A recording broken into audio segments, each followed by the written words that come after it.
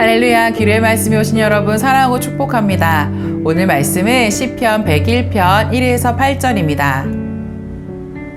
주님, 주님의 사랑과 정의를 노래하렵니다. 주님께 노래로 찬양 드리렵니다. 흠없는 길을 배워 깨달으렵니다. 언제 나에게로 오시렵니까? 나는 내 집에서 흠이 없는 마음으로 살렵니다. 아멘. 사랑하는 여러분, 우리는 참 자주 하나님의 임재를 사모한다고 말합니다. 하나님이 함께 하시는 삶, 하나님을 가까이 느끼는 삶을 원한다고 고백합니다. 다윗 역시 우리와 같은 고백을 합니다. 주께서 어느 때나 내게 임하시겠나이까. 그런데 다윗의 이 고백은 단순한 바람이 아니라 그의 삶 전체를 움직이는 갈망이었습니다.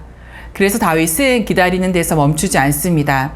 하나님의 임재를 맞이할 수 있도록 자신의 삶을 하나씩 정돈해 갑니다. 그 시작은 의외로 아주 가까운 곳입니다. 내가 완전한 마음으로 내 집 안에서 행하리이다. 집은 우리가 가장 편안해지는 공간인 동시에 가장 솔직한 모습이 드러나는 자리이기도 합니다. 밖에서는 조심하던 말이 집에서는 쉽게 거칠어지고 사람들 앞에서는 지키던 절제가 혼자 있을 때는 무너지기도 합니다. 그리고 가장 사랑해야 할 사람에게 가장 무심해지기 쉬운 곳도 이 자리입니다. 다윗은 바로 그곳을 말합니다. 내 집 안에서. 하나님의 임재를 갈망하는 사람은 먼저 아무도 보지 않는 자리부터 돌아봅니다. 혼자 있을 때의 태도, 가장 편할 때의 말과 행동, 익숙함 속에서 흘려보내던 작은 선택들, 그 자리에 하나님을 모시기 시작합니다. 주님의 임재는 특별한 예배의 순간에만 있는 것이 아니라 우리의 가장 사적인 공간까지 열어드리는 그 진실함 위에 머뭅니다. 그리고 다윗은 이제 더 구체적인 영역으로 들어갑니다. 나는 비천한 것을 내 눈앞에 두지 아니할 것이요. 삶은 어느 날 갑자기 무너지지 않습니다. 대부분은 반복해서 보는 것, 아무 생각 없이 받아들이는 것에서 시작됩니다. 그래서 다윗은 비천한 것을 내 눈앞에 두지 않겠다고 결단합니다.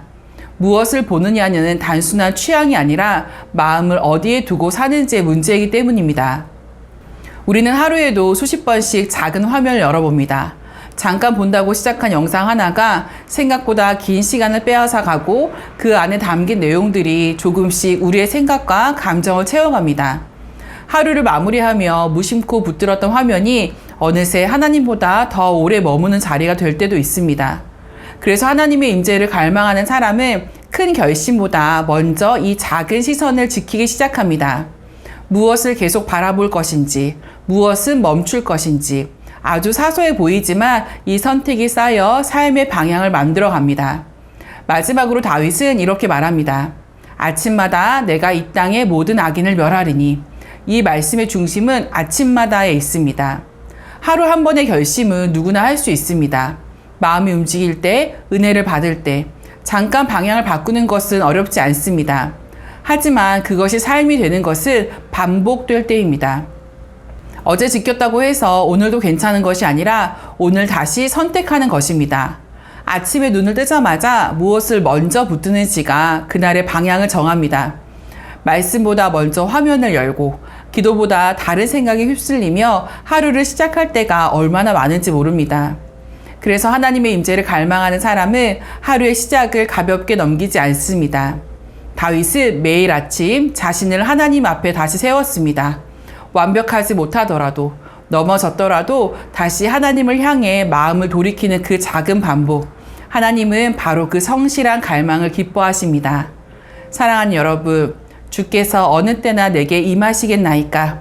이 고백은 한 사람의 삶을 바꾸는 갈망입니다.